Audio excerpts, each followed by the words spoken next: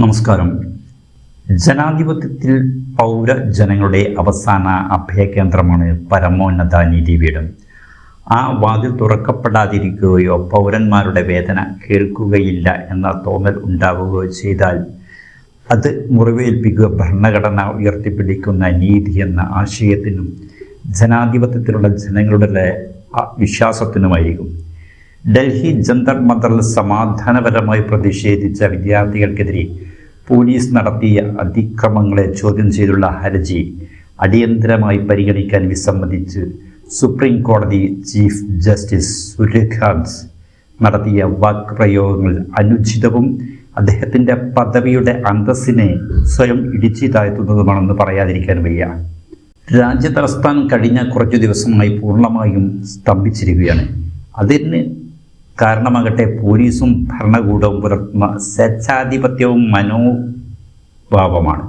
ഈ സന്ദർഭത്തിലാണ് ജനവികാരത്തോടൊപ്പം നിൽക്കുന്ന പൊതു താൽപര്യ ഹർജി കേൾക്കാൻ തയ്യാറാകാതെ ഞങ്ങളുടെ സമയം പാഴാക്കരുത്, നിങ്ങളുടെ സമയം പാഴാക്കരുത് എന്ന് പറഞ്ഞുകൊണ്ട് ചീഫ് ജസ്റ്റിസ് ഏകപക്ഷീയമായി നിരസിച്ചത്. പ്രതിഷേധക്കാർക്കെതിരെ പോലീസ് അതിക്രമങ്ങൾ കാണിക്കുന്ന വീഡിയോകളുണ്ടെന്ന് പറഞ്ഞ് അഭിഭാഷകരുടെ വാദം തുടരാൻ ശ്രമിച്ചപ്പോൾ ഞങ്ങൾക്ക് വീഡിയോകളിൽ താല്പര്യമില്ല, കാണാൻ സമയവുമില്ലെന്ന് ഒറ്റ മറുപടിയിൽ ഹർജി നിരസിക്കപ്പെട്ടു. അതിനു മുമ്പ് ഡൽഹി ചീഫ് ജസ്റ്റിസ് ദേവേന്ദ്ര കുമാർ ഉപാധ്യായ അധ്യക്ഷനായ ഹൈക്കോടതി ബെഞ്ചും ഈ ഹർജി അടിയന്തരമായി കേൾക്കാൻ തയ്യാറായില്ല.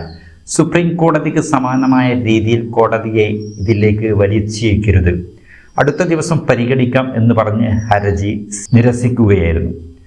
കൗതുകകരമായ കാര്യം, പ്രക്ഷോഭത്തിന് തടയിടുന്നതിൻ്റെ ഭാഗമായി ഡൽഹി മെട്രോ സ്റ്റേഷൻ അടച്ചിട്ടതും മൂലം വക്കീലന്മാർക്ക് കോടതിയിലെത്താനാകുന്നില്ല എന്ന ഹർജിയിൽ സുപ്രീം കോടതി ചീഫ് ജസ്റ്റിസ് അടിയന്തര വാദം കേൾക്കുകയും ഉച്ചഭക്ഷണ സമയത്തിനുള്ളിൽ മെട്രോ സ്റ്റേഷൻ തുറക്കാൻ നടപടിയുണ്ടായിട്ടില്ലെങ്കിൽ താൻ നേരിട്ട് ഇടപെടുമെന്നും മുന്നറിയിപ്പ് നൽകുകയും ചെയ്തിട്ടുണ്ട്.